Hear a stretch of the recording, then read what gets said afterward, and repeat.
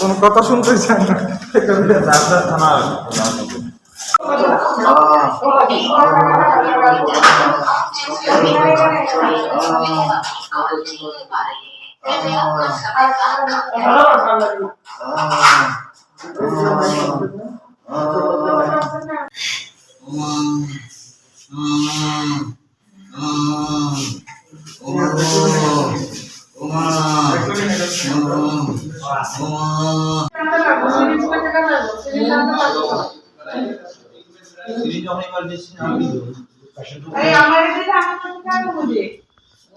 আজকে সকাল 7:30টার সময় 37 মাইল এলাকায় একটা অ্যাক্সিডেন্ট হয়েছে, একটা বাইক আর একটা বালুর গাড়ির মধ্যে।